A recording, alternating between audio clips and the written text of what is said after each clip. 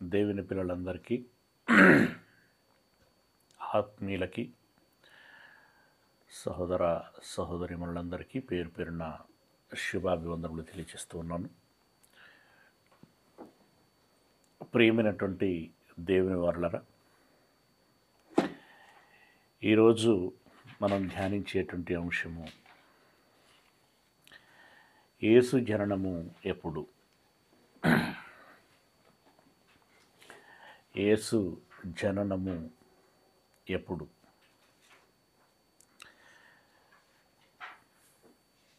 ప్రియ దేవుని వారలారా,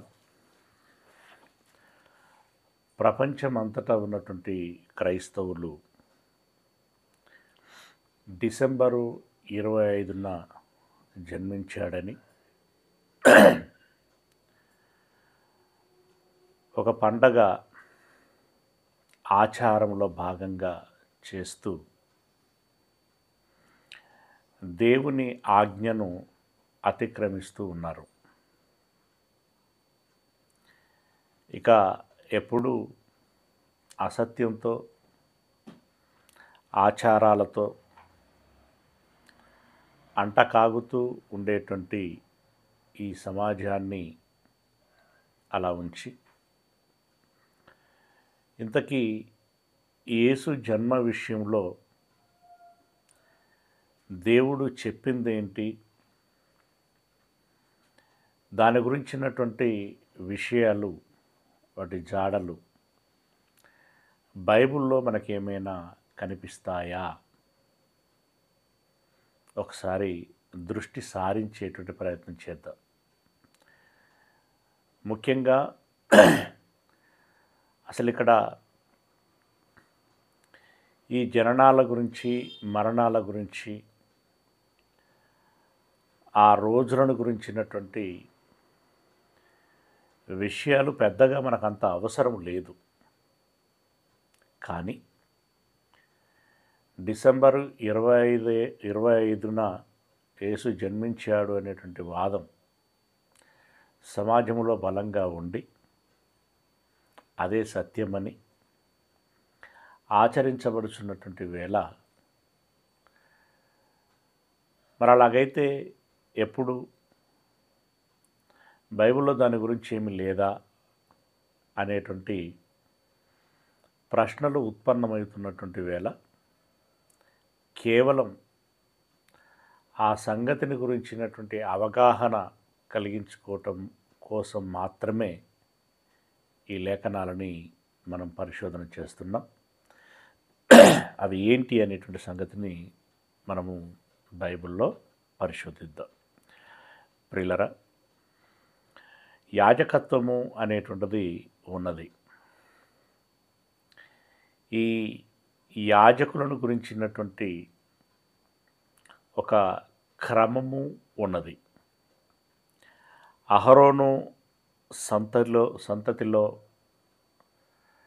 ఉన్నటువంటి పిల్లలు ఎవరైతే ఉన్నారో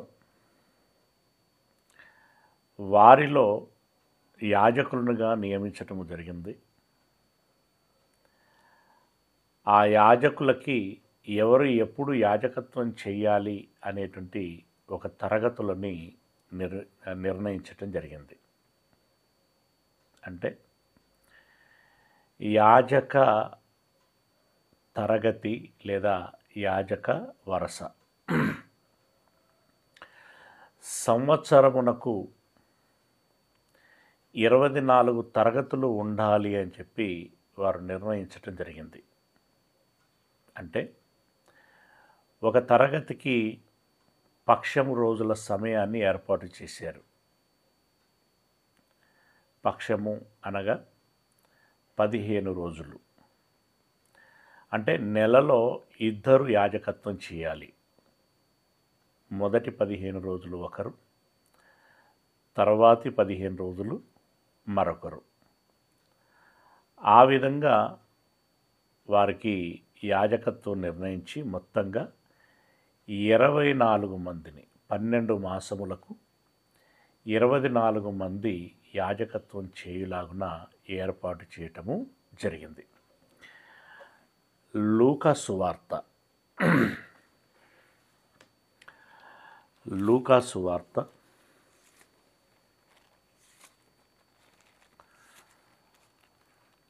1వ అధ్యాయము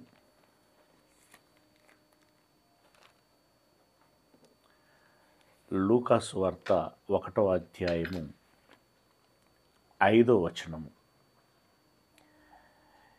యూదా దేశపు రాజైన హేరోదు దినములలో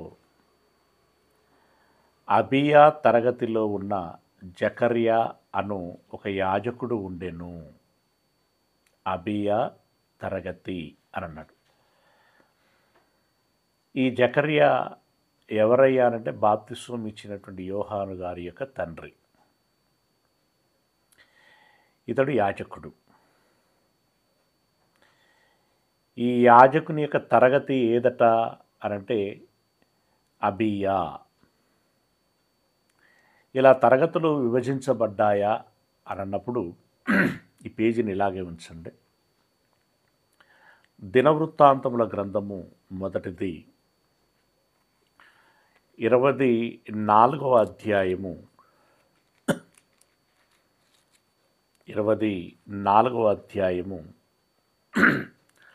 10వ వచనం నుండి 24వ అధ్యాయము 10వ వచనము నుండి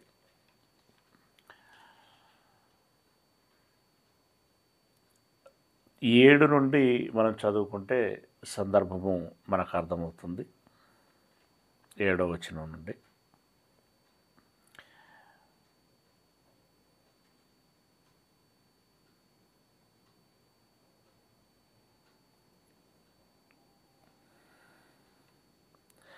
అంటే ఈ సందర్భం 24వ అధ్యాయం ప్రారంభ వచనం నుండి అహరోను సంతతి వారికి కలిగిన వంతులేవనగా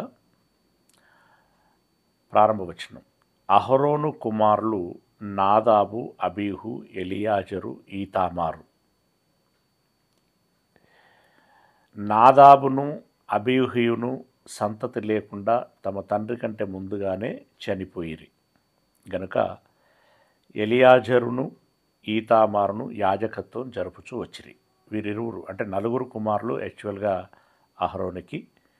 అందులో 2 చనిపోయారు, 2 ఉన్నారు. ఆ 2 యాజకత్వం చేస్తూ వచ్చారు. 3వ వచనంలో ఎలియాజరు సంతతి వారిలో సాదోకును, ఈతామారు సంతతి వారిలో అహీమెలకును ఏర్పరిచి వారి వారి జనము యొక్క లెక్కను బట్టి పని నియమించెను.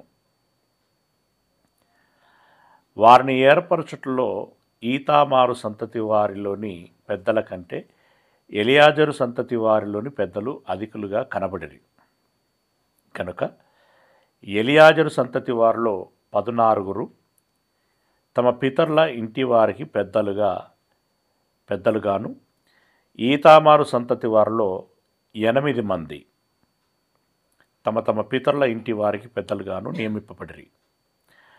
అంటే ఎలియాజరు సంతానములో 14, ఈతామారు సంతతిలో 8 మంది, 16 + 8 24 మంది. అంటే అహరోను యొక్క 2 కుమారులలో ఆ 2కి జన్మించినటువంటి వారసులను బట్టి ఎలియాజర్కి 14 అయితే ఈతామారుకి 4, 8 మంది. ఈ 16 + 8 కలిస్తే 24 మంది వారసులయ్యారు, అహరోను యొక్క వారసులు. అంటే ఇప్పుడు 24 మంది యాజకులయ్యారు అని దాని అర్థం. మరి 24 మందికి యాజకత్వాన్ని ఎలా ఇవ్వాలి, వారికి ఎలా పంచాలి అని అన్నప్పుడు ఇప్పుడు తరగతులను విభజించారు. 7వ వచనం. మరి ఈ తరగతుల్లో 24 మందిలో మొదటి నుండి చివరి వరకు ఎవరికి ఏ సమయం కేటాయించాలి, ఇక వారి వారి సమయంలో వారి వారసులు ఆ కాలంలోనే యాజకత్వాన్ని కొనసాగిస్తూ ఉండాలి.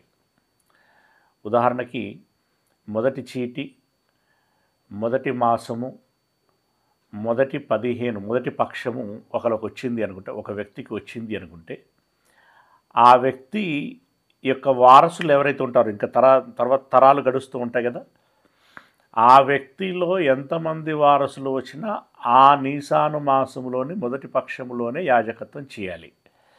ఇక వేరే పక్షం వెళ్ళటానికి వీల్లేదు, వేరే మాసానికి వెళ్ళటానికి వీల్లేదు.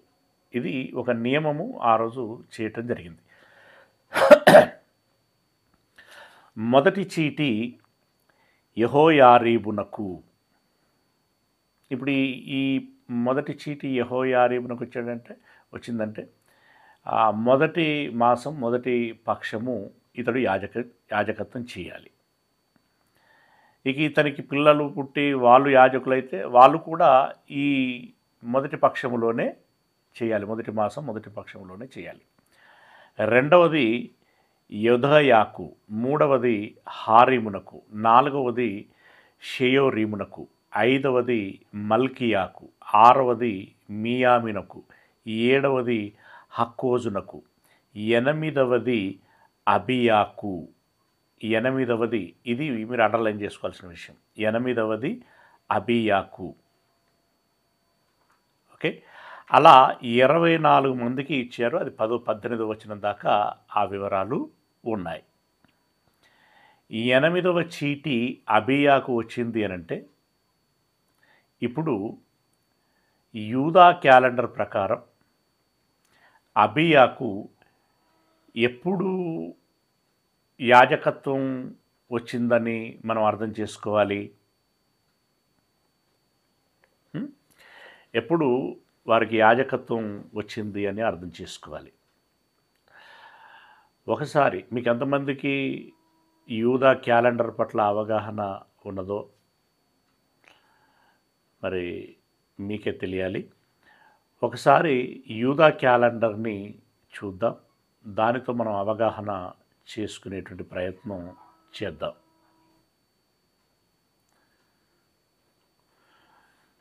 ప్రియులారా, ఇక్కడ మీకు యూదా క్యాలెండరు కనబడుచున్నది.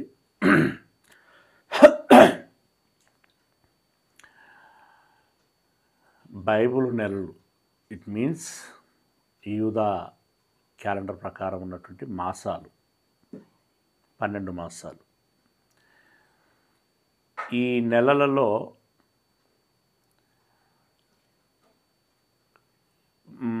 ఇప్పుడు మనకు గనక జనవరి, ఫిబ్రవరి, మార్చ్ ఆల్టర్నేటివ్గా 30-31 వచ్చినట్టుగా వాళ్లకు 30-31 వచ్చి ప్రతి 4 సంవత్సరాలకు ఒకసారి లీప్ సంవత్సరం వస్తుంది, లీప్ మాసం వస్తుంది ఫిబ్రవరిలో.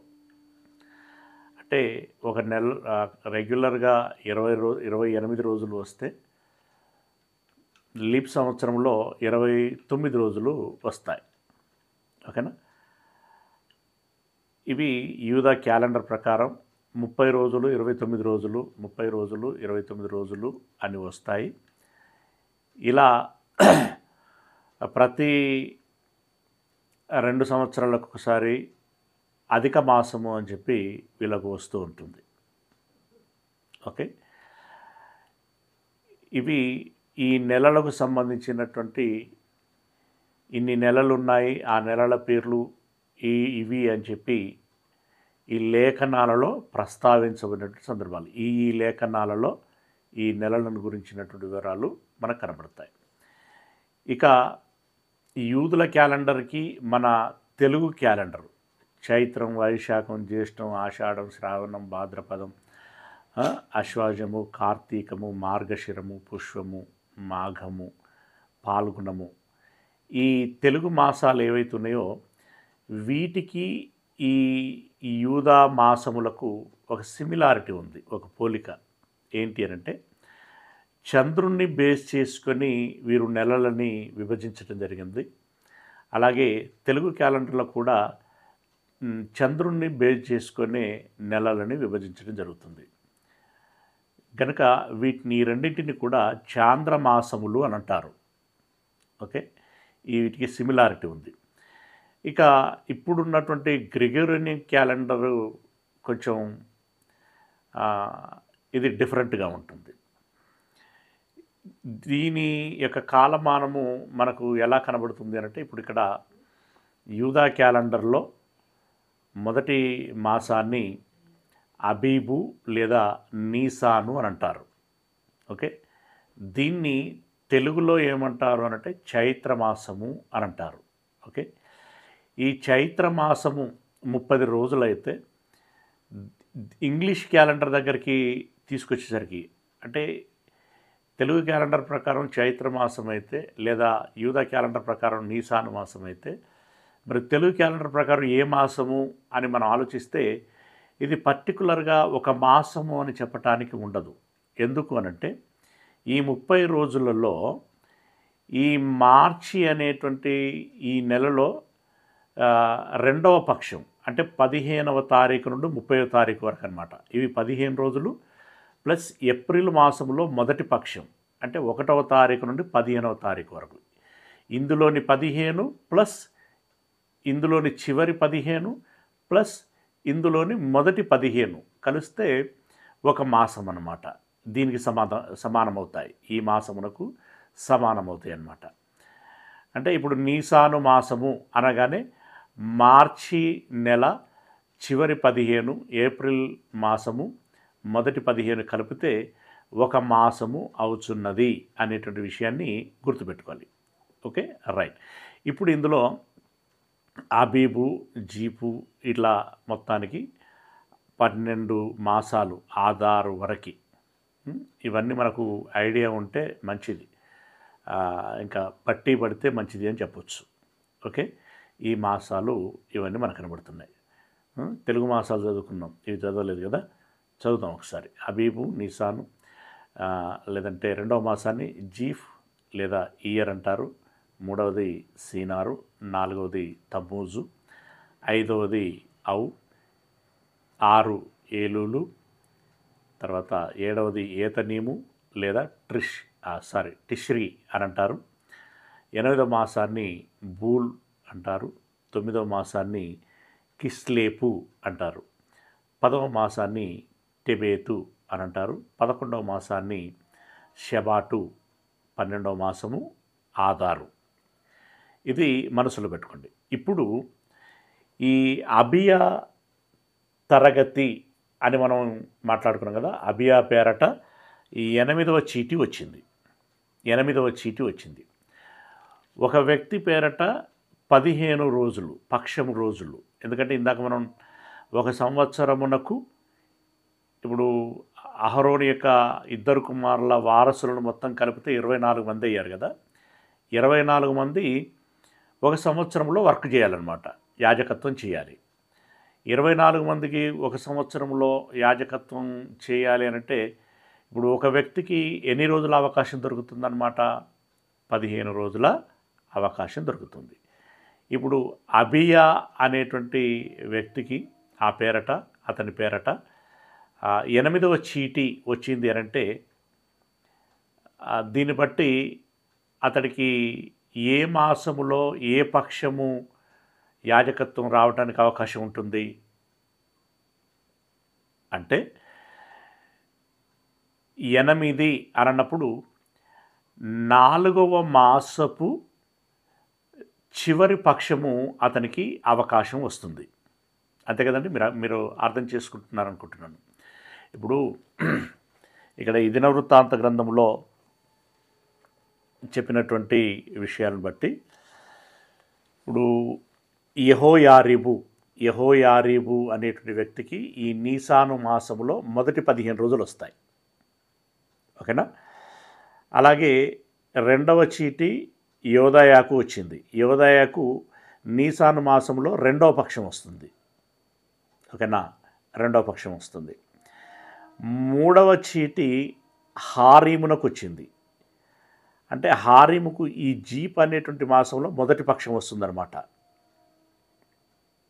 ఓకే, తర్వాత 4వ చీటీ షయోరీముకు వచ్చింది. షయోరీము ఈ జీప్ అనేటువంటి మాసంలో 2వ పక్షమున యాజకత్వం చేస్తాడు. ఓకే, 5వది మల్కియాకు, అంటే సీనారు మాసములో మొదటి పక్షము అతడు యాజకత్వం చేస్తాడు. 6వ చీటి మియామికి వచ్చేది. మియామి ఈ సీనారు సీవాను అనేటువంటి మాసములోని 2వ పక్షములో అతడు యాజకత్వం చేస్తాడు. ఓకేనా. ఇక 7వది హక్కోజునకు యాజకత్వం వచ్చింది. ఈ హక్కోజు తమ్మూజు మాసములో మొదటి పక్షములో అంటే మొదటి 15 రోజులు యాజకత్వం చేస్తాడు. 8వ చీటి అబియాకు వచ్చింది. అబియా ఇప్పుడు ఏం చేస్తాడు? తమ్మూజు మాసములోని 2వ పక్షం అనగా 15వ తారీఖు నుండి 30వ తారీఖు, అంటే ఇక్కడ ఇందులో 29 ఉంది కాబట్టి ఈ మాసంలో ఈ 29వ తారీఖు వరకు ఇతడు యాజకత్వం చేస్తాడు. ఓకే, ఇది ఇప్పుడు మనం గుర్తుంచుకోవాలి. ఇప్పుడు జకర్యా గారి అంటే ఇప్పుడు అబియాకు ఈ తమ్మూజులోని 2వ పక్షము యాజకత్వం చేయటానికి అవకాశం ఉన్నది అనంటే, ఇక ఇతడు జీవితకాలము, ఇతని తదనంతరము వారసులు కూడా ఎల్లకాలము వారు ఈ తమ్మూజు మాసంలోని 2వ పక్షంలోనే యాజకత్వము చేయాలి. అంటే ఇప్పుడు అబియా తమ్మూజు మాసములో 2వ పక్షంలో యాజకత్వం చేస్తున్నాడు. ఇప్పుడు ఆ అబియా యొక్క వారసులలో ఆ క్రమంలో వచ్చినటువంటి వాడు, అనేక సంవత్సరాలు గడిచిన తర్వాత ఆ క్రమంలో వచ్చినటువంటి వాడు జకర్యా. జకర్యా గారు ఇప్పుడు తమ్మూజు మాసములోని 2వ పక్షంలో యాజకత్వం చేస్తున్నాడు. అది మనం ఇక్కడ గుర్తుంచుకోవాల్సిన విషయం. ఇప్పుడు ఆ యాజకత్వం చేస్తున్నటువంటి సమయములో మర్చిపోకూడదు, తమ్మూజు మాసము 2వ పక్షమున ఆయన యాజకత్వం చేస్తున్నాడు. ఆ యాజకత్వం చేస్తున్నటువంటి సందర్భంలో అతనికి ఒక ప్రత్యక్షత లేదా దర్శనము కలుగుతుంది. అది ఏంటి అనేటువంటి విషయాన్ని మనం తెలుసుకునేటువంటి ప్రయత్నం చేద్దాం. లూకా సువార్తలోనికి మళ్ళీ మనం వచ్చినట్టయితే, లూకా సువార్త 1వ అధ్యాయము 5వ వచనము. అంటే ఇప్పుడు ఇందాక నేను చెప్పినటువంటి మాసాలు తరగతులు అర్థమైనాయి కదండి. అర్థమైతే 5వ వచనం, యూదా దేశపు రాజైన హేరోదు దినములలో అబియా తరగతిలో అని అన్నాడు. అంటే ఇప్పుడు మనం యూదా క్యాలెండర్ ప్రకారం ఏ మాసం అది ఇందాక చూసుకున్నాం కదా. ఏ మాసం అది? ఎన్నో మాసం అవుతుంది? 4వ మాసం. అవునా? 4వ మాసం అంటే ఏ మాసము? పేరు, దాని పేరు ఏం పేరు ఉన్నది? 4వ మాసము ఇందాక చదువుకున్నాం కదా, మర్చిపోకూడదు. అవన్నీ జాగ్రత్తగా మనం జ్ఞాపకాలలో ఉంచుకోవాలి. 4వ మాసము తమ్మూజు అని చదువుకున్నాం. ఓకేనా? తమ్మూజు. ఈ తమ్మూజులో అతడు యాజకత్వం చేస్తున్నాడు.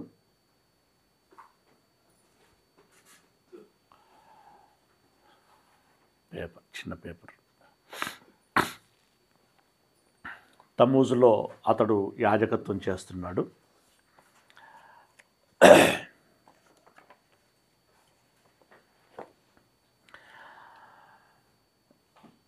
అబియా తరగతిలో ఉన్న జకర్యా అను ఒక యాజకుడు ఉండెను.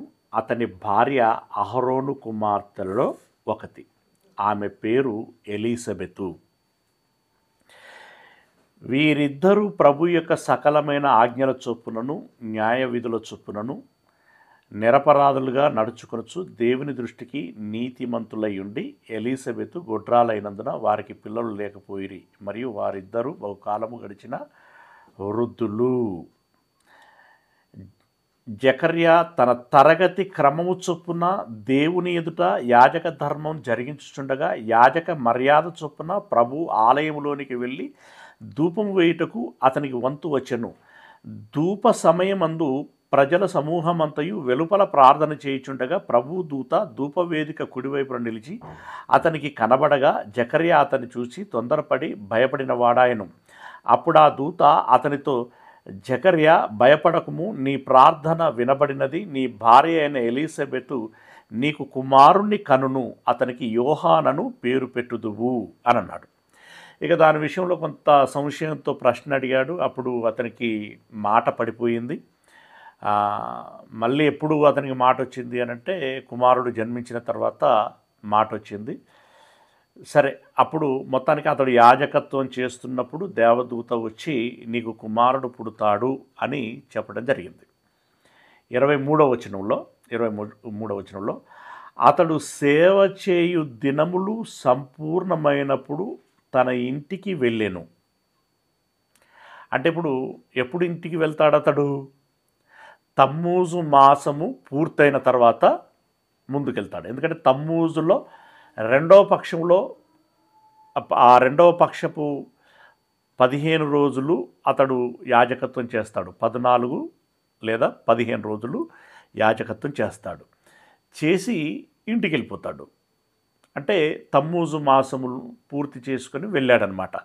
తమ్మూజు తర్వాత ఉన్నటువంటి మాసం ఏంటంటే ఇందాక మనం చూసుకున్న టేబుల్లో ఔ అనేటువంటి మాసం వస్తుంది. ఓకేనా? ఔ అనేటువంటి మాసం వస్తుంది. ఆ మాసములో ఇంటికి వెళ్ళాడు అని దాని అర్థం. 15 రోజులు ఇక్కడ దేవాలయంలోనే కనిపెట్టుకుని సేవ చేశాడు. ఆ 15 రోజులు తమ్మూజు పూర్తయిపోయిన తర్వాత ఔ అనేటువంటి మాసములో ఇంటికి వెళ్ళాడు. 24వ వచనం, ఆ దినములైన పిమ్మట అతని భార్య ఎలీసబెతు గర్భవతి అయి మనుష్యులలో నాకుండిన అవమానమును తీసివేయుటకు నన్ను కటాక్షించిన దినములలో ప్రభు ఈలాగున చేసెను అని అనుకొని 5 నెలలు ఇతరుల కంట పడకుండా ఉండెను అని అన్నాడు. అంటే ఇప్పుడు నెలలో అతడు ఇంటికి వెళితే ఇక దినములు మనం ఖచ్చితంగా చెప్పలేము. ఎందుకంటే అది రహస్యము. మన విషయంలో కూడా అది రహస్యమే కదా, తెలిసిందే. కొంచెం అటు ఇటుగా అని మనం అంచనా వేసుకోవాల్సి ఉంటుంది. నెలలో అతడు ఇంటికి వెళ్ళి భార్యతో కాపురం చేస్తే మాసములో గర్భవతి అంటే ఎలీసబెతు గర్భవతి అయింది అని దాని అర్థం. ఓకే, మాసములో గర్భవతి అయితే ఆ 5 నెలలు ఇతరులకు కంట కనబడకుండా ఉన్నదట. అంటే నుండి 5 నెలలు అంటే ఏవవి? 1, ఏలూలు 2, ఏతనీము 3, బూల్ 4, కిస్లేపు 5 మాసం. కిస్లేపు వరకు ఎవరికి కనిపించకుండా ఉంది. ఈ కిస్లేపులో కిస్లేపు మాసము వచ్చే నాటికి దేవదూత ఎవరు? ఏ దేవదూత? గబ్రియేలు అనేటువంటి దేవదూత. గబ్రియేలు అనేటువంటి దేవదూత మరియ యుద్ధకు వెళ్ళింది. అంటే కిస్లేపు మాసములో గబ్రియేలు అనేటువంటి దేవదూత మరియ యుద్ధకు వెళ్ళి ఇక తెలిసిందే మనకంతా ఆశీర్వదించి దయాప్రాప్తురాలా అని చెప్పేసి విషయాలు చెప్పి నీవు పరిశుద్ధాత్మ మూలముగా గర్భవతివి కాబోచున్నావు అని చెప్పింది. చెప్పినట్టుగానే మరియ గర్భవతి అయింది. ఆమె గర్భముతో ఉన్నప్పుడు ఎలీసబెతు దగ్గరికి వెళ్ళింది. ఎలీసబెతుకు ఎన్నవ మాసము ఉన్నప్పుడు మరియా వెళ్ళింది అనంటే 36వ వచనాన్ని మనం చదువుకున్నట్టయితే లూకా సువార్త 1వ అధ్యాయము 36వ వచనం, మరియు నీ బంధువురాలు ఎలీసబెతు కూడా తన వృద్ధాప్యమందు ఒక కుమారుణ్ణి గర్భము ధరించి ఉన్నది. గొడ్రాలనబడిన ఆమెకు ఇది 6వ మాసము. ఇది 6వ మాసం. అంటే ఎలీసబెతుకు 6వ మాసము ఉన్నప్పుడు మరియా గర్భము ధరించి ఎలీసబెతు యుద్ధకి వెళ్ళింది. వెళ్ళినప్పుడు దేవుడు చెప్పిన ఏ మాట అయినను నిరర్ధకము కానేరదని ఆమెతో చెప్పాను. అందుకు మరియా, ఇదిగో ప్రభు దాసురాలను, నీ మాట చొప్పున నాకు జరుగునుగాక అనెను. అంతటా దూత ఆమె యుద్ధ నుండి వెళ్ళెను. ఆ దినములయందు మరియ లేచి యూదా ప్రదేశములోని కొండ సీమలో ఉన్న ఒక ఊరికి త్వరగా వెళ్ళి జకర్యా ఇంటిలో ప్రవేశించి ఎలీసబెతుకు వందనము చేసెను. ఎలీసబెతు మరియ యొక్క వందనవచనము వినగానే ఆమె గర్భములో శిశువు గంతులు వేసెను. అంతటా ఎలీసబెతు పరిశుద్ధాత్మతో నిండుకున్నదై బిగ్గరగా ఇట్లా నేను అంటే క్రింద కొన్ని మాటలు మాట్లాడింది. అంటే ఇప్పుడు ఎలీసబెతు 6వ మాసములో ఉన్నప్పుడు మరియ గర్భము ధరించి ఎవరి యొద్దకు వెళ్ళింది? ఎలీసబెతు వద్దకి వెళ్ళింది. ఓకే, ఎలీసబెతు వద్దకు వెళ్ళినప్పుడు ఎలీసబెతు గర్భములో ఉన్నటువంటి యోహాను గారు గంతులు వేశారు. ఓకే, అంటే ఇప్పుడు ఇందాక ఎలీసబెతు కిస్లేపు మాసం వచ్చేసరికి ఆమె 5 నెలల గర్భవతి. 6 నెలల గర్భవతి అంటే ఇప్పుడు టెబేతు, అవునా? టెబేతులో ఉన్నప్పుడు ఆమె 6 నెలల గర్భవతి. ఇక్కడ జాగ్రత్తగా మనం గమనించినట్టయితే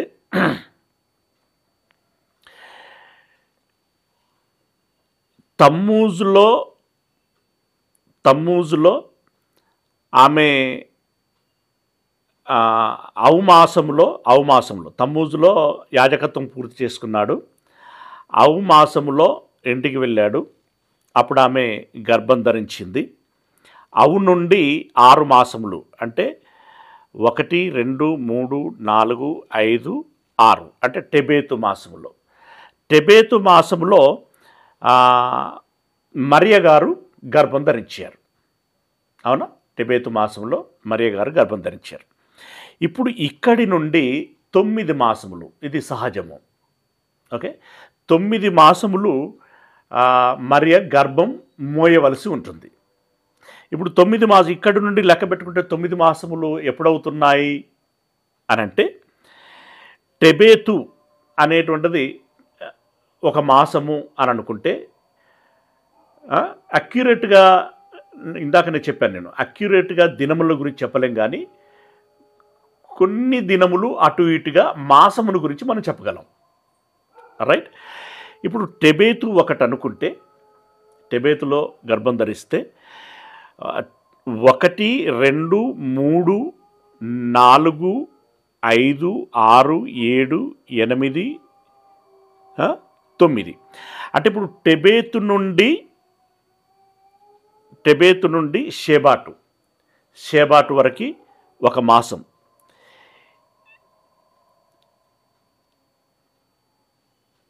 మీరు ఇందాక టేబుల్ రాసుకున్నారా అండి? మాసాల పేరు ఏమైనా రాసుకున్నారా? రాసుకుంటే మీకు కొంచెం ఐడియా రావటానికి ఉంటుంది. ఒకసారి మళ్ళీ ప్రయత్నం చేద్దాం. టెబేతు అంటే ఈ మాసం. టెబేతులో గర్భం ధరించింది మరియ. ఇప్పుడు టెబేతులో గర్భం ధరిస్తే షెబాటు 1 నెల అవుతుంది, ఆదారు 2 నెలలు, నీసాను సర్కిల్ అవుతుంది కదండి క్యాలెండర్, నీసాను 3, జీప్ 4, సీవాను 5, తమ్మూజు 6, అవ్ 7, ఏలూలు 8, ఏతనీము 9. అంటే ఏతనీముకు వచ్చేసరికి ఆమె మాసములు నిండుతాయి, 9 నెలలు అవుతాయి. ఏతనీములో ఆమె డెలివరీ అవటానికి అవకాశం ఉంటుంది. అవునా? ఏతనీములో ఆమె డెలివరీ అవ్వటానికి అవకాశం ఉంటుంది. ఇక కొన్ని రోజులు అటు ఇటుగా అనేటువంటిది మనం ఏమైనా ఆలోచిస్తే ఏతనీము ప్రారంభంలోనైనా ఏతనీము చివరిలోనైనా ఆమె డెలివరీ అవ్వటానికి అవకాశం ఉంటుందన్నమాట. ఓకేనా, అది మనం ఇక్కడ దృష్టిలో పెట్టుకోవాలి. అలా దృష్టిలో పెట్టుకుంటే ఇప్పుడు ఏతనీము అనేటువంటి మాసము తెలుగు క్యాలెండర్ ప్రకారం అయితే అశ్వాజము. ఓకేనా, మామూలుగా అశ్వాయుజము అని చెప్పి అంటూ ఉంటారు. ఇంగ్లీష్ క్యాలెండర్ ప్రకారం చూసుకుంటే సెప్టెంబరు చివరి పక్షము, అక్టోబరు మొదటి పక్షం. ఈ మాసాలలో యేసు ప్రభుల వారు జన్మించటానికి అవకాశము ఉన్నది అని మనకు తెలియజేయబడుచున్నటువంటి విషయం. ఓకేనా, ఇప్పుడు అంటే ఎంటైర్గా ఇప్పుడు ఎప్పుడు జన్మించి ఉంటుంది అనేటువంటి విషయం, యేసుప్రభుల వారు ఎప్పుడు జన్మించి ఉంటారు అనేటువంటి విషయం మనము ఆలోచిస్తున్నప్పుడు సెప్టెంబరు మాసములోని చివరి పక్షము లేదా అక్టోబరు మాసములోని మొదటి పక్షములో జన్మించడానికి అవకాశం ఉంటుంది అనేది ఇప్పుడు ఈ మన యొక్క పరిశీలనలో మనకు అర్థమవుతున్నటువంటి విషయం. ఓకేనా, ఇది మనసులో పెట్టుకోండి. ఇక మరొక విషయాన్ని మీ దృష్టికి తీసుకొస్తాను. ఓకే, ఇది ఒక కోణములో మనం పరిశీలన చేయగా ఇప్పుడు ఆ క్యాలిక్యులేషన్లో వచ్చినటువంటి విషయం. ఓకే, దాన్ని మనసులో పెట్టుకోండి. ఇప్పుడు మరొక కోణంలో ఆలోచన చేస్తున్నాం. ఇదే విషయాన్ని మరొక కోణంలో ఆలోచిస్తున్నాం. ఏంటి అనంటే లూకాసు వార్త 3వ అధ్యాయము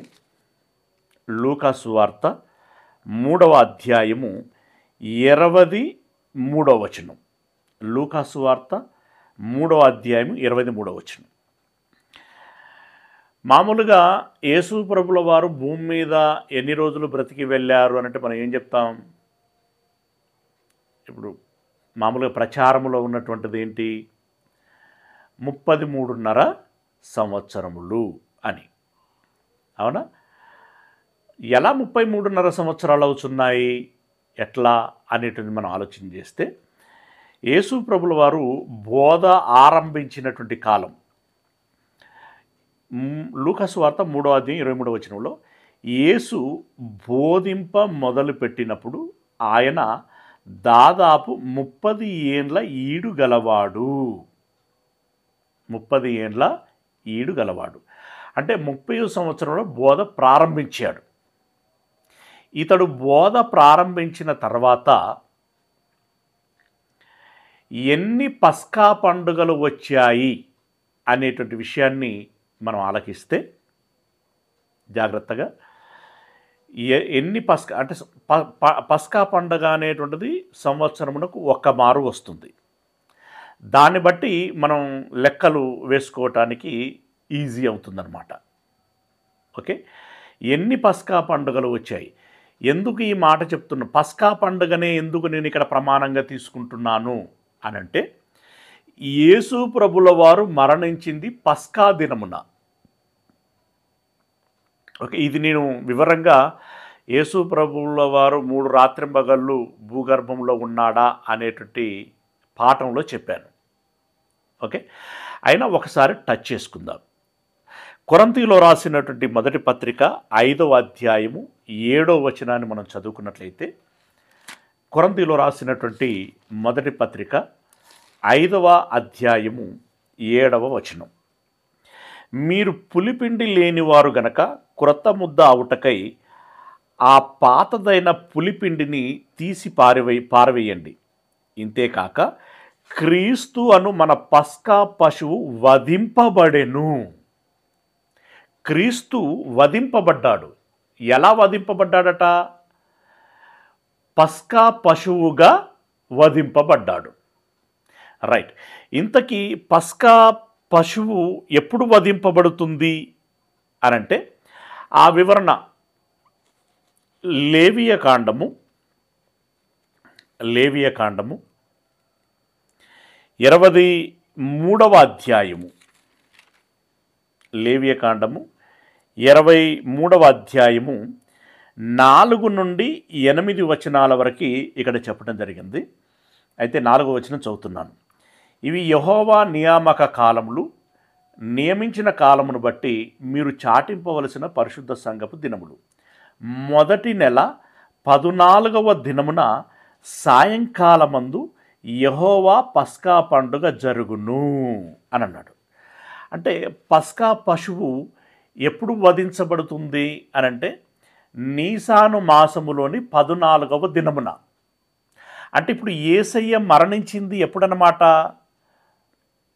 నీసాను మాసములో 14వ దినమున ఆయన బలి చేయబడ్డాడు. అవునా? వధింపబడ్డాడు. అంటే నీసాను మాసము 14వ తారీఖున అతడు మరణించాడు. ఇప్పుడు నీసాను మాసములో 14వ తారీఖు పస్కా అయితే ఆ పస్కా దినమున ప్రభు మరణించాడు అని అంటే ఇప్పుడు 30 ఏట బోధ ఆరంభిస్తే ఎన్ని పస్కాలు వచ్చాయి ఏంటి అనేటువంటి విషయము ఇప్పుడు 3.5 సంవత్సరాలు అర అనేటువంటిది మనం ఆలోచిస్తే 6 మాసములు అందని అర్థం. 6 మాసములు అనంటే ఇతడు మరణించింది నీసాను మాసం అయితే అందులో నుండి అరగద ఆ అర మాసములు వెనక్కి వెళ్ళినట్టయితే అది జన్మించిన మాసం ఏదో మనకి తేటగా స్పష్టమైపోతుంది. 33.5 కదా. ఇక 30 అనేటువంటిది ఎలాగూ క్యాలిక్యులేట్ అవుతాయి, దానికి ఇష్యూ ఉండదు. 3 అనేటువంటి దానికి కూడా ఇష్యూ ఉండదు. అర అనేటువంటి దానికే ఇప్పుడు మనం లెక్కలు కట్టాల్సి ఉంటుంది. ఈ అర అనేటువంటిది ఎలా తెలుస్తుంది అని అంటే ఆయన మరణించినటువంటి తేదీ నుండి 6 మాసములు వెనక్కి వెళితే అర వచ్చేస్తుంది. ఆ 6 మాసములు ఏ తేదీ అవుతుందో అది ఆయన జన్మించిన దినము అనేటువంటిది మనకు స్పష్టమవుతుంది. అయితే ఇందులో 3.5 మాసములు అనేది మనకు తెలియాలంటే ఇప్పుడు ఎన్ని పస్కాలను గురించిన జాడలు మనకు తెలిస్తే 3.5 మాసముల గురించి లెక్క తేలుతుంది.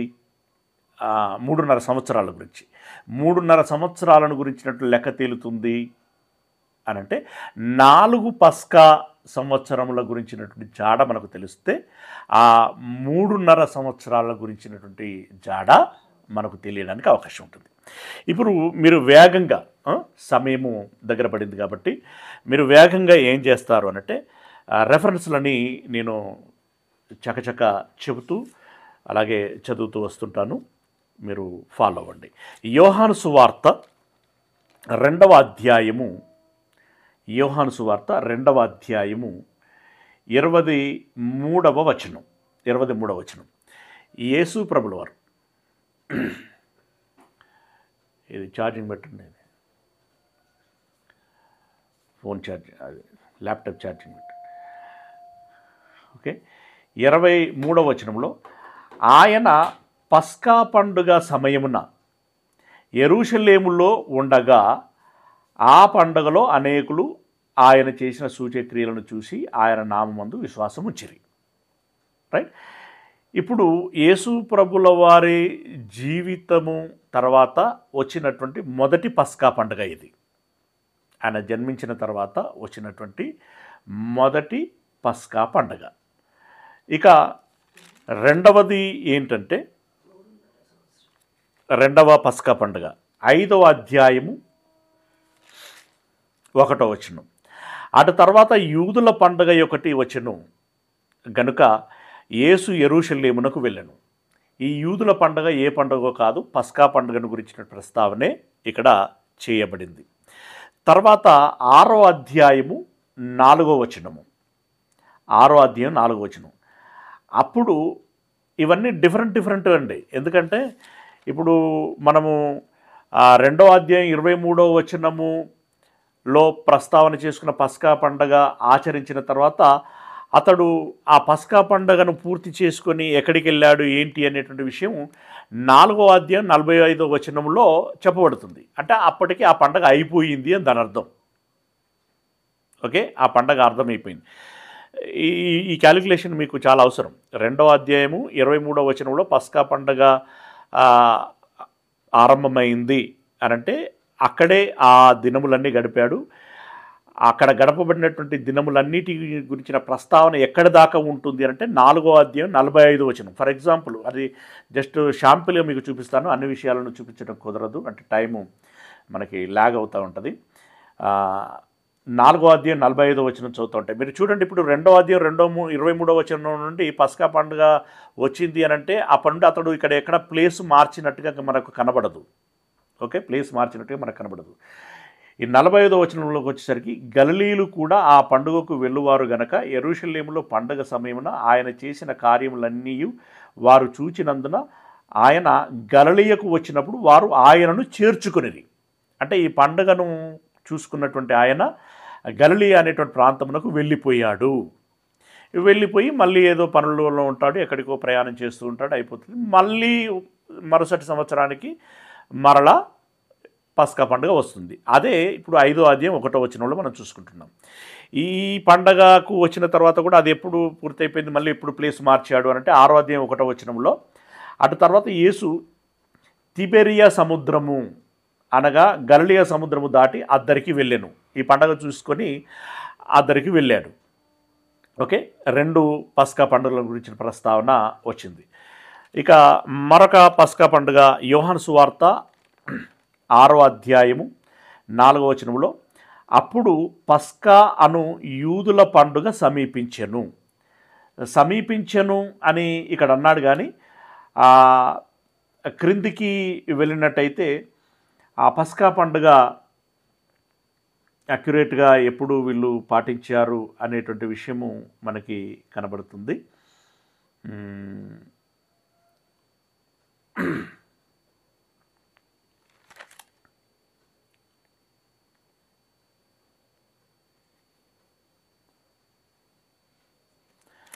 చూడండి, ఇదే అధ్యాయంలో మళ్ళీ పస్కా అని కనబడుతుంది.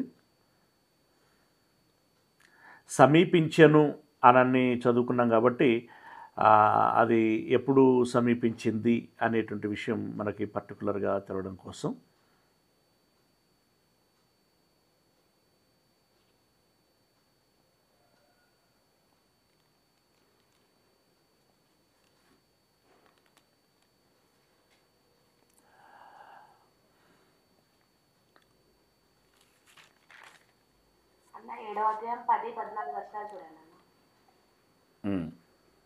ఏడో అధ్యాయము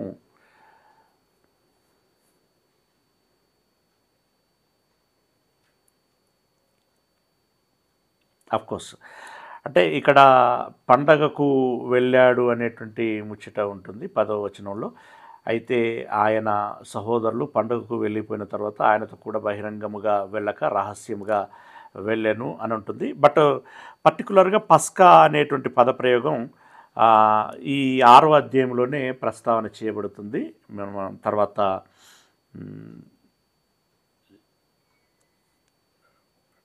డెఫినెట్గా పర్టికులర్గా ఉంటుంది, మీరు తర్వాత వెతకండి.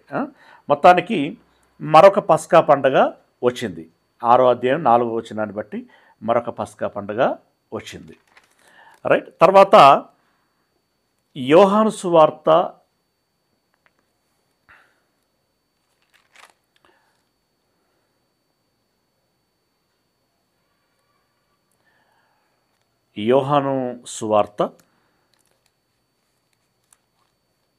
11వ అధ్యాయము 55వ వచనం. యోహాను సువార్త 11వ అధ్యాయము 55వ వచనం. ఇక్కడ ఏం చెప్పబడుతున్నది? మరియు యూదుల పస్కా పండుగ సమీపమై ఉండెను గనుక అనేకులు తమను తాము శుద్ధి చేసుకున్నటకై పస్కా రాక మునిపే పల్లెటూళ్ళలో నుండి యెరూషలేమునకు వచ్చిరి.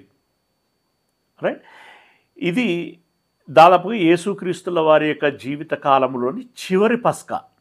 ఈ పస్కాలోనే యేసుప్రభుల వారు మరణిస్తారు. ఓకే, రైట్, వాళ్ళందరూ పల్లెటూళ్ళ నుండి వచ్చారు. యేసుప్రభుల వారు కూడా యెరూషలేమునకు వెళ్ళారు. ఆ సమీపముగా ఉన్నటువంటి తోటలోనికి వెళ్ళారు, అక్కడ ప్రేయర్ చేశారు, అక్కడే అరెస్ట్ అయ్యాడు. అక్కడ నుంచి న్యాయాధిపతి ముందుకు తీసుకెళ్ళటం జరిగింది, విచారణ జరిగింది. ఆ రకంగా అతనికి శిక్ష వేయబడింది. ఇప్పుడు ఈ 4 పస్కా పండగలు అనంటే 4 సంవత్సరములు అని దాని అర్థం. 4 సంవత్సరములు. ఈ పస్కా పండుగ ఎప్పుడు వస్తుంది అని చదువుకున్నాం మనం ఇందాక. మొదటి మాసము 14వ దినమున పస్కా పండుగ వస్తుంది. ఇప్పుడు దాన్ని బట్టి కొంచెం రఫ్గా మనం క్యాలిక్యులేట్ చేసుకున్నా కూడా దాంట్లో మనకి అర్థమవుతున్నటువంటి విషయము ఏంటి అనేటువంటిది ఒకసారి మనం చూసుకున్నట్టయితే, రైట్, ఇప్పుడు నీసాను మాసము 14వ తారీఖు, అవునా? నీసాను మాసం 14వ తారీఖు యేసు ప్రభుల వారు బలయ్యారు. ఇప్పుడు ఇక్కడి నుండి వెనక్కి వెళుదాం. 6 మాసములు తగ్గించాలి కదా. 4 పస్కా పండుగలు అంటే 4 సంవత్సరాలు అని అర్థం. బట్ ఆయన 3.5 సంవత్సరాలే భూమి మీద ఉండిపోయారు కాబట్టి 6 మాసములు వెనక్కి వెళ్ళాలి. ఓకే, 6 మాసములు వెనక్కి వెళ్ళాలి. వెనక్కి 3.5 కనుక వెనక్కి వెళ్తున్నాం అన్నమాట. వెనక్కి వెళితే ఇప్పుడు నీసాను మాసము నుండి 1 మాసం వెనక్కి వెళితే 12వ మాసం వస్తుంది కదా. ఇప్పుడు 12వ మాసం పూర్తయిన తర్వాత 12వ మాసం పూర్తయిన తర్వాత మళ్ళీ 1వ మాసంలోని క్యాలెండర్, మామూలు క్యాలెండర్ గురించి చెప్తున్నాను. 12వ మాసం పూర్తయిన తర్వాత మళ్ళీ 1వ మాసం, 2వ మాసం, 3వ, 4వ మాసం, 4వ మాసం, ఇలా 8, 10, 12 అని వస్తాయి. రివర్స్లో పోతే ఇప్పుడు జనవరి అయిపోయిన తర్వాత రివర్స్లో పోతే మామూలుగా మనకు ఏదో వస్తుంది, డిసెంబర్ వస్తుంది కదా రివర్స్లో వెళ్తే. ఇప్పుడు అలా రివర్స్ వెళ్తున్నాం అనమాట. నీసాను మాసమునకు రివర్స్లో వెళితే 12వ మాసమైనటువంటి ఆధార్, ఇది ఒక నెల. ఓకే, ఇక్కడ నుండి ఇక్కడికి వచ్చేసరికి ఒక నెల. 12వ మాసం నుండి 11వ మాసం 2 నెలలు, 11 నుండి 10వ మాసం 3 నెలలు, అలా 9వ మాసం 4, 8వ మాసం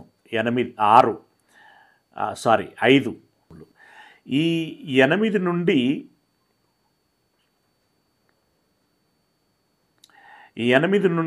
9వ మాసం, 9వ మాసం అంటే ఏతనీము, ఇక్కడికి వచ్చేసరికి 6 మాసాలు అవుతున్నాయి. 6 మాసాలు వెనక్కి వెళితే అప్పుడు 3.5 సంవత్సరాలు అవుతాయి. అంటే 3 పస్కా పండుగలు అయిపోయి 6 నెలలు గడుస్తుందన్నమాట. ఓకేనా, రైట్. 3 సంవత్సరాలు, 3 సంవత్సరాలు గడిచిపోయి 6 నెలలు అవుతుంది. అప్పుడు 3.5 అవుతుందన్నమాట. అంటే ఇప్పుడు 6వ మాసం ఎప్పుడు పూర్తవుతున్నది అని అంటే, ఇదిగో ఏతనీము అనేటువంటి మాసములో ఇక్కడ 14 కదా, ఇక్కడ 14వ తారీఖు కదా. 14 అనంటే నెక్స్ట్ డేట్ ఏమవుతుంది అంటే 15 అవుతుంది. అప్పుడే 6 నెలలు సంపూర్ణంగా అవటం జరుగుతుంది. ఇప్పుడు ఏ తేదీ అయినా కూడా అంతే కదా. ఇప్పుడు మాసము అనంటే ఇప్పుడు 2వ తారీఖు నుండి ప్రారంభించామనుకోండి, ఫర్ ఎగ్జాంపుల్ లెక్కలు 1వ తారీఖు పూర్తి చేసుకుని మళ్ళీ నెక్స్ట్ మాసం 1వ తారీఖు పూర్తి చేసుకుంటే 1 మాసం అవుతుంది. ఏ డేట్ నుండి ప్రారంభించుకుంటే మళ్ళీ ఆ డేటు వెనక నెంబర్ దాకా రావాలి కదా. అట్లాగే ఇప్పుడు ఇక్కడ 14వ తారీఖున యేసు ప్రభుల వారు బలయ్యారు అని అంటే, ఇప్పుడు ఈ రివర్స్లో వచ్చేసరికి ఇక్కడ మామూలుగా మనం ఫార్వర్డ్లో పెడితేనేమో బ్యాక్ నెంబర్, రివర్స్లో వచ్చేసరికి ఫ్రంట్ నెంబర్ అవుతుంది. ఆ ఫ్రంట్ నెంబర్ ఏంటి అంటే 15వ తారీఖు, అవునా, రైట్. 1వ నెల నీసాను మాసము 14వ తారీఖున అతడు మరణిస్తే 6 మాసములు వెనక్కి వెళితే ఏతనీము 15వ తారీఖున అతడు మరణించినట్లు అవుతుంది, అవునా, రైట్. మరి ఈ ఏతనీము అనేటువంటిది ఇంగ్లీష్ క్యాలెండర్, ఇప్పుడు మనం ఫాలో అవుతున్నటువంటి క్యాలెండర్ ప్రకారం. ఇక్కడ మీకు పిన్ పాయింట్ పెట్టలే కదా, రైట్. ఇందాక మీకు లెక్కలు అర్థమైనాయి అనుకుంటున్నా. ఓకే, 1 నుండి 12 వరకు 1 మాసం, 2 మాసములు, 3 మాసములు, 4 మాసములు, 5 మాసములు, 6 మాసములు. ఈ 6 మాసములలో 6వ మాసం ఏదవుతుంది అంటే ఏతనీము. ఈ ఏతనీము 15వ తారీఖు వరకు 6 మాసములు పూర్తి చేసుకోవడం జరుగుతుంది. అంటే దాన్ని బట్టి 3.5 సంవత్సరాలు. 30వ ఏట బోధ ప్రారంభిస్తే 3.5 సంవత్సరాలు అంటే 33.5. ఈ 33.5 ఏతనీము మాసము యూదా క్యాలెండర్ ప్రకారం అయితే ఈ ఏతనీము 15వ తారీఖు అనేటువంటిది ఇప్పుడు మనం వాడుకలో ఉన్నటువంటి గ్రిగేరియన్ క్యాలెండర్ ప్రకారం ఏ దినమున వస్తుంది అని అంటే సెప్టెంబరు మాసము 14వ తారీఖు నుండి, అనగా 2వ పక్షం అనుకుంటున్నాం కదా, అప్పటి నుండి అక్టోబర్ మాసము 13వ తారీఖు వరకు ఈ తేదీలలో ఏతనీము అనేటువంటి మాసం వస్తుంది. ఏతనీము అనేటువంటి మాసం వస్తుంది. ఇప్పుడు ఏతనీము 15వ తారీఖు అనంటే ఇప్పుడు ఈ ఏతనీములో 15వ తారీఖు అంటే ఇందులో సెప్టెంబర్ మాసము పూర్తయిపోయి అక్టోబర్ మాసం ఎంటర్ అవుతూ ఉంటుందన్నమాట. అక్టోబర్ మాసం ఎంటర్ అవుతుంది అంటే అప్రాక్సిమేట్లీ, ఎగ్జాక్ట్లీ అని నేను అనను, రోజుల గురించి చెప్పాను కదా ఇందాకనే, అప్రాక్సిమేట్లీ ఏమవుతుంది అని అంటే సెప్టెంబరు 30వ తారీఖు లేదా అక్టోబరు 1వ తారీఖు అవటానికి అవకాశం ఉంటుంది రఫ్గా. అంటే ఇప్పుడు యేసు ప్రభుల వారు జన్మించినటువంటి తేదీ యాజ్ పర్ ఈ యూదుల క్యాలెండర్ ప్రకారం మనం 2 కోణాలలో ఆలోచించాం. ఒకటి జకర్యా గారి యాజక తరగతి చొప్పున ఆలోచించాం, ఏతనీము వచ్చింది. ఇప్పుడు 3.5 సంవత్సరాలు అతడు సేవ చేశాడు కదా అనేటువంటి దాని కోణంలో ఆలోచించాం. అది కూడా ఈ ఏతనీముకు వచ్చింది. ఈ ఏతనీము ఎప్పుడు వస్తున్నది అని అంటే ఇదిగో సెప్టెంబర్ అక్టోబర్లో వస్తున్నది. అందులో పర్టికులర్గా మళ్ళీ 14వ తారీఖు అనేటువంటి దాని కోణంలో మనం క్యాలిక్యులేట్ చేస్తూ వెనక్కి వెళ్ళినట్టయితే మనకు సెప్టెంబరు చివరి రోజు లేదా అక్టోబరు ప్రారంభ రోజు యేసు ప్రభుల వారు జన్మించటానికి అవకాశం మనకు కనబడుతుంది. ఇది కాకుండా మనకు వేరే తేదీ ఏది కనిపించదు. అది మనం ఇక్కడ అర్థం చేసుకోవాల్సినటువంటి విషయం. ఓకేనా? ఇప్పుడు ఈ 2 సందర్భాలను బట్టి, ఒకటి మనం మొదటి కోణంలో ఆలోచించింది యాజక క్రమం చొప్పున అతడు ఎప్పుడు జన్మించాడు అనేటువంటిది ఆలోచించాం. రెండవది ఆయన బ్రతికింది 33.5 సంవత్సరాలు అనేటువంటి దాన్ని దృష్టిలో పెట్టుకొని ఆలోచించాం. ఎలా ఈ 2 కోణాలలో ఆలోచిస్తే అది ఏతనీముకు వస్తున్నది.